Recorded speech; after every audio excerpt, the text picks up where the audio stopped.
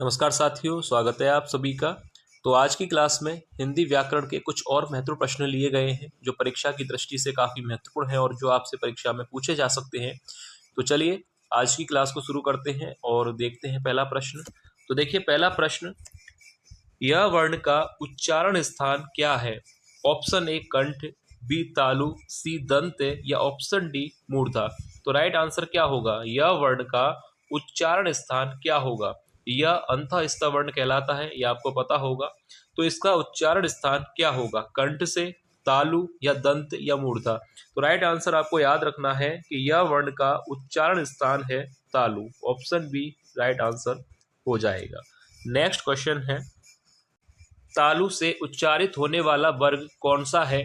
Option A क वर्ग, B च वर्ग या सी ट वर्ग या ऑप्शन डी त वर्ग। तो देखिए तालु से उच्चारित होने वाला वर्ग कौन सा होगा, यानी तालव्य वर्ग कौन सा कहलाता है?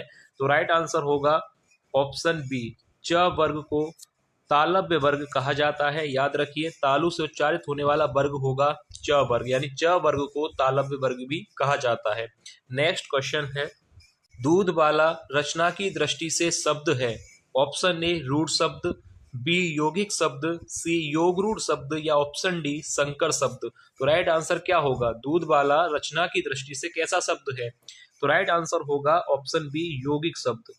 यौगिक शब्द क्या होते हैं? मैंने पहले भी आपको बताया था कि वे शब्द जो दो सार्थक खंडों के मेल से बनते हैं यौगिक शब्द कहलाते हैं। तो दूध वाला यहाँ पर राइट आंसर होगा कि यह एक यौगिक शब्द है, ना कि योग रूढ़ शब्द। नेक्स्ट क्वेश्चन है, र को वर्णमाला में स्थान दिया गया है।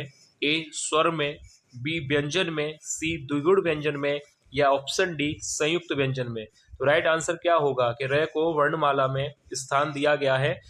ऑप्शन ए राइट आंसर हो जाएगा स्वर के अंतर्गत। याद रखिएगा यह पूछा जाता है परीक्षाओं में कि र को वर्णमाला में स्थान दिया गया है, तो आपको याद रखना है स्वर के अंतर्गत, ना कि व्यंजन में। नेक्स्ट क्वेश्चन है, यह कोई भला काम नहीं है वाक्य में कौन सा सर्वनाम है? ऑप्शन ए निजवाचक सर्वनाम, बी निश्चयवाचक, सी अनिश्चयवाचक या ऑप्शन डी संबंधवाचक सर्वनाम। तो यहाँ पर राइट आंसर क्या होगा कि यह कोई भला काम नहीं है। तो यहाँ पर कौन सा सर्वनाम है? ऑप्शन यहाँ पर देखिए सी और डी, तो ये तो गलत है। ऑप्शन ए या ऑप्शन बी में राइट आंसर होगा कि यह कोई भला काम नहीं है, तो यहाँ पर हो जाएगा निश्चयवाचक सर्वनाम। ऑप्शन बी यहाँ पर राइट आंसर हो जाएगा निश्चयवाचक सर्वनाम। नेक्स्ट क्वेश्चन है, कौन सा शब्द स्त्रीलिंग है? ऑप्शन ए लिपि, बी विद्रोह, सी बलशाली या ऑप्शन डी दाता। तो राइट आंसर क्या होगा कि कौन सा शब्द स्त्रीलिंग होगा? तो देखिए यहाँ पर राइट आंसर हो जाएगा ऑप्शन ए लिपि। यहाँ पर स्त्रीलिंग शब्द है, याद रखिएगा लिपि कैसा शब्द है? लिपि स्त्रीलिंग शब्द है। बाकी यहाँ पर जो तीन है विद्रोह, बलशाली और दाता, ये तीनों ही शब्द पुल्लिंग शब्द हैं। याद रखिएगा ये कैसे शब्द हैं? ये पुल्लिंग शब्द हैं और लिपि यहाँ पर स्त्रीलिंग शब्द हो जाएगा। नेक्स्ट क्वेश्चन है, मुरलीधर किस प्रकार का शब्द है? ऑप्शन ए रूढ़ शब्द, बी यौगिक शब्द, सी योग रूढ़ शब्द या ऑप्शन डी संकर शब्द। तो राइट आंसर क्या होगा कि मुरलीधर किस प्रकार का शब्द होगा? तो देखिए ऐसे प्रश्न भी परीक्षा में पूछे जाते हैं। अगर आपने इनके बारे में नहीं पढ़ा है तो एक बार पढ़ लीजिएगा कि रूढ़, यौगिक और योग रूढ़ शब्द क्या होते हैं। इनके बारे में आप पढ़ लीजिएगा क्योंकि इनसे भी प्रश्न पूछा जाता है, इसलिए यहाँ पर इस वीडियो में प्रश्न को लिया गया है। मुरलीधर किस प्रकार का शब्द होगा? तो इस प्रश्न का राइट आंसर तो हो जाएगा ऑप्शन सी योग रूढ़ शब्द। और आप इनके बारे में जरूर पढ़ लीजिएगा, इन चारों के बारे में कि रूढ़ शब्द, यौगिक, योग रूढ़ और संकर शब्द क्या होते हैं। ठीक है, क्योंकि इनसे प्रश्न बनेगा। नेक्स्ट क्वेश्चन है, शिष्टमंडल में कौन सी संज्ञा है? ए भाववाचक, बी समूहवाचक, सी जातिवाचक या ऑप्शन डी व्यक्तिवाचक। तो देखिए शिष्टमंडल, यहाँ पर राइट आंसर हो जाएगा ऑप्शन बी, यहाँ पर सही होगा। सरल प्रश्न है कि शिष्टमंडल में समूहवाचक संज्ञा होगी, सरल है।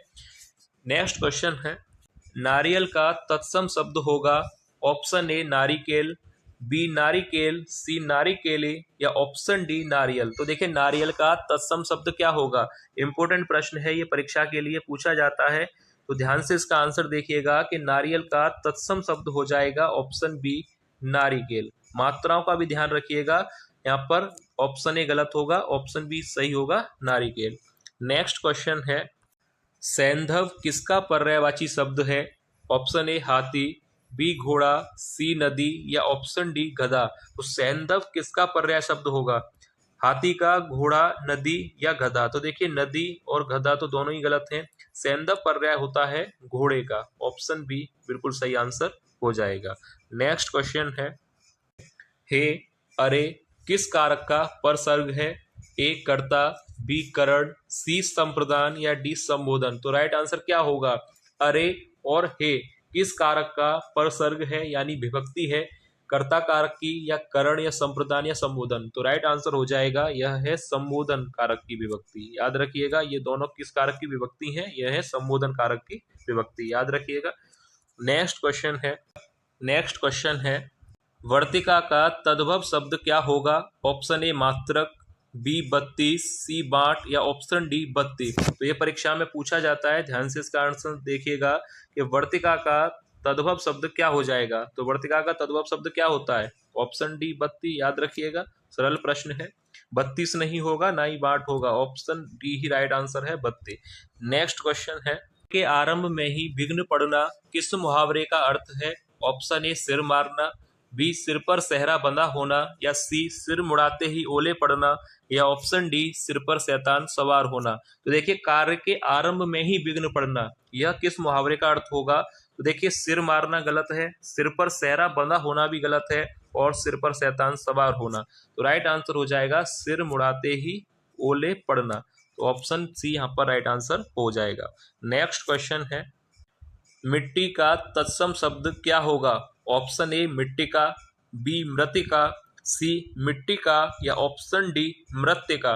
तो राइट आंसर क्या होगा? मिट्टी का तत्सम शब्द हो जाएगा ऑप्शन डी मृत्तिका, याद रखिएगा। ऑप्शन डी राइट आंसर होगा। और ये भी प्रश्न इंपोर्टेंट है, सभी प्रश्न जो भी आप देख रहे हैं वीडियो में सभी महत्वपूर्ण प्रश्न है और परीक्षाओं के ही प्रश्न है, तो ध्यान से देखा कीजिए।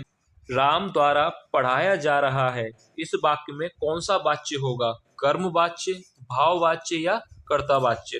तो राइट आंसर इसमें से क्या होना चाहिए? राम द्वारा पढ़ाया जा रहा है, तो इस वाक्य में कौन सा वाच्य होगा?